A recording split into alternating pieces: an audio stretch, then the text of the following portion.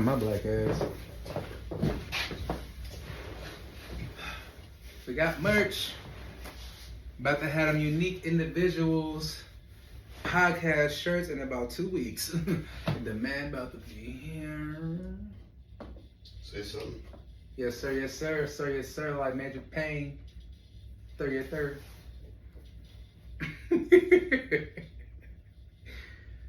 Let's go.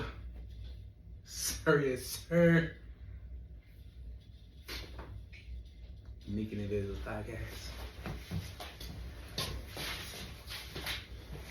Alright, let's do it. Fuck it. Whatever we get, we get. Yeah.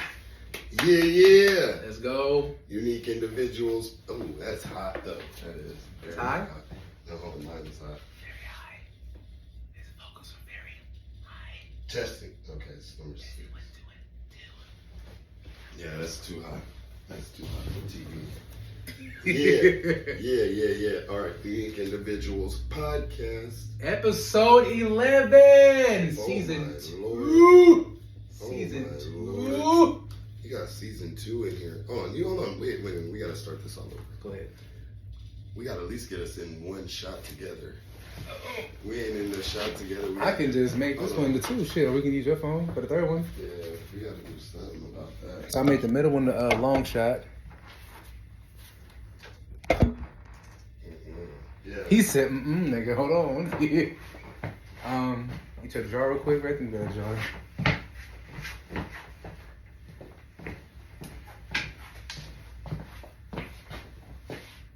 This is gonna be both of them. Oh, you want this one to be the angles? Yeah.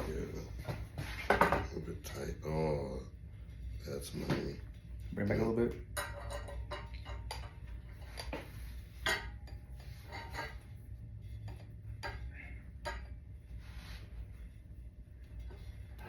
It's on 4K too. Yeah, my shit's pretty good too. So have that one elongated and this one straight, or? Yeah, because I'm trying to get both of those in there. Yeah, see, this is good. It's a little tight. Yeah, catch that one. Woo! I'm about to pan through each one. Boom.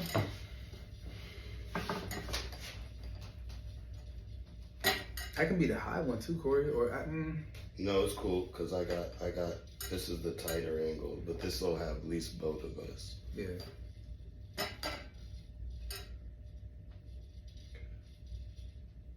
So should we put that one up there? Had I be like elongated, this would be a top elongated. This should be like this. Don't put it up there. Go ahead. Oh no, they put the 15 long. This should be long. So have this one long? Yeah, that should be in the middle because that's in the middle.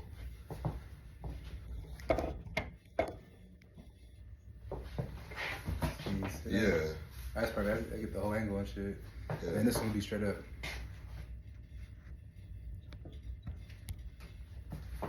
So yeah, less of the door. Beautiful. This will be straight. Less than the door. Yeah, this will be on you. Kind of me too a little bit. Alright. Nah, it's stuck in my head. I don't know. Everything's rolling. That shit's stuck in my head. What? Oh yeah, we're gonna do that. That's stuck in my fucking Man, head. if you got time, I got time. I got time. Let's But knock that out. today's Corey's day. Hey, it's my day. Let's and you get can it. see me and we can see you. You can't see me on that one, but we know what's going on over there. All right. Unique Individualz podcast. Man, it's Episode 11. 11. Season 2. Let's go, man. We're new people now. This is no amateur shit. This is real stuff. We are live at HQ Studio in Tracy, California. I'm your host, Corey. It's your boy Alvin Taylor, man. Let's get to it. Let's get it. Oh boy, we got some cool content for you today.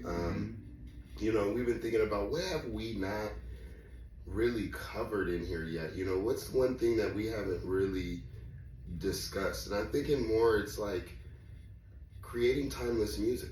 I mean, that's what we're here to do, right? I mean, that's what we're here. So creating timeless music, we want to touch on that. So that's what we're gonna do. So what's, you know, some of the elements? I mean, what's the beginning elements you think is for timeless music? I feel like for something to be timeless, you gotta find the right artist. the right producer, the right beat, the right type of song, to where you can play this 10 years from now, 20 years from now, 30 years from now, and it's still a timeless, classical, hit. Yeah, so it's like a blend. I feel like it's a good recipe. Mm-hmm. It's a good marriage of, the music, the marriage of the artist and where they're at in their life. I think it's a timing thing. Yeah. Is timeless music about timing? Yeah, you're right. That's kind of lit. I like that. Yeah, I like that too. Because it is. It's about coming together in a certain time of your life and giving, and then somebody else coming at a certain time in their life, and together you make plutonic music. Yeah, matching them energies too, man. Yeah.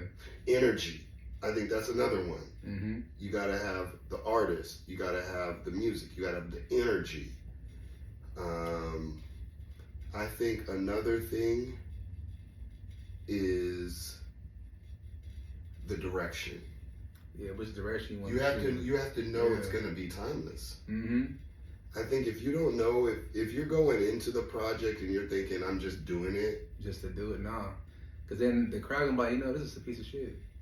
They're not gonna like it. Yeah, they're the gonna audience, see they it. gonna like it. They gonna see it and feel it. Both. I go back to the recipe and cooking thing because it's like when you put love into your food, people taste it.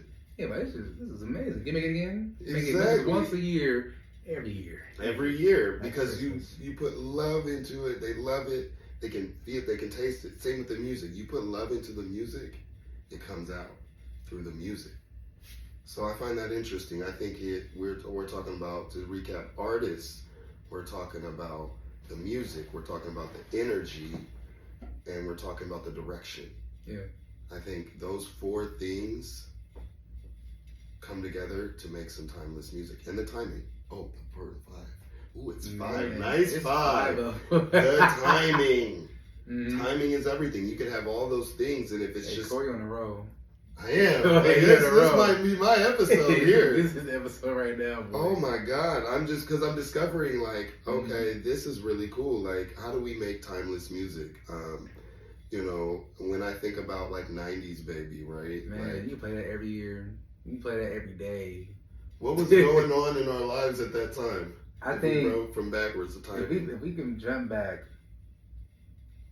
Damn, I was trying to find my sound still. Corey was already where he was at in the city with the beat making. He was just making. He's like, well, how can I fuck it up with the hip hop? How can I fuck it up with the R&B and pop? And he was just doing this shit. And I don't know. I think we both were still finding ourselves in that moment in time. But you already kind of had your shit already. I feel like you had some shit too. You had an album. You were dancing in the clubs and shit. But you were dancing in the shit though. Yeah. You were. I remember you were going viral at city nights all week, every week. SF had me lit, man. All I remember is that I think I watched either Michael Jackson or Chris Brown. One of them. I think it was probably both actually. Watching an interview, they were saying, if you was only singing, like you kind of missing something. It's like you missing the element of something. I feel like with Chris Brown, if he was only singing and not dancing, like he has a nice voice, but I feel like he wouldn't look right. Like he would have to dance. Come on, I gotta see you do something, brother. Come on now. He wouldn't say, look Michael, right. he just sing. I'm like, he missing something. If he can just do a backflip or something, like, then I will watch him more. So when you singing and dancing, it kind of keeps your people like keep their attention. That's a good point. So I was just singing. I don't. No, so you were dancing, and then I was in SF. I was still kind of. I remember I was engineering, but I wasn't really where I was because I was living in Concord and I was commuting to SF for the studio. So it was like an hour commute. I was only getting there like 3 or 4 times a week to the studio, which is not enough for me. And so it was tough. It was an interesting time. And so it was like you're dancing, trying to find yourself. I'm trying to get into engineering. And it was just like. When we met up, though, like it was just something about that moment with all them people in that lab and just get on the. I think we tried to do 2 songs, but 90s was hitting hard in the other one. We did 1 song, it was Bunk. And that was with, I think it was all of us. I didn't like how. I know, you know what it was? We did that singing song first with JT, his partner. And Lala. Oh, we did that song first. JT's song. Was it JT's song? No, it was his partner's song. Oh. It was his song, and we were featured on it. And I see him to this day. He's like, bro, we gotta record that song, man. I'm like, we do. You watching this, bro? We gotta record that song. And 'cause I feel like that, at that time he was just starting to sing. I think he said this is my first time in the studio. I'm like, nigga, are you serious? All right, let's see how it sounded. And he sounded decent, man.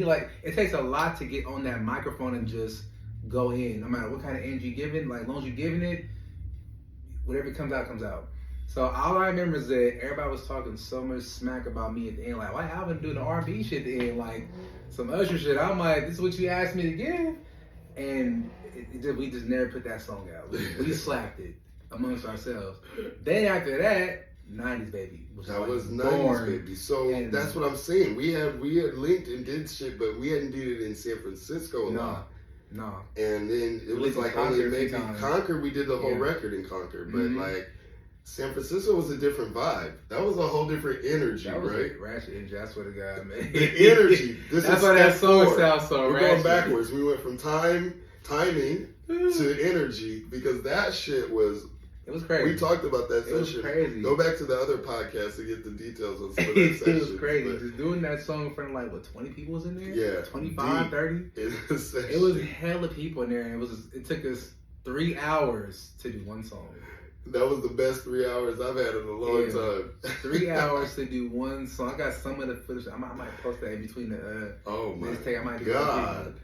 Because it was ratchet. I'm going to find it. I know I got it in my archive somewhere in my other camera. It was ratchet. And the city was ratchet. The whole fucking studio was ratchet. So it had a nice ass setup though. It was cool. Nice, I had gear and shit, but like it wasn't like, the cleanest. It wasn't like the most well lit. Like it was just a dark little room and where you could bang out some music. So it was banging them out though, man. I swear it was competition between you and the other black dude in there. Y'all both was. Yeah. Oh, I don't even want to. I guess I could shout him out, but I don't know if I want to shout him out. No, it's okay. We're gonna shoot because he was shooting videos in there. I'm shooting. He seen us come in there. Yeah, there was.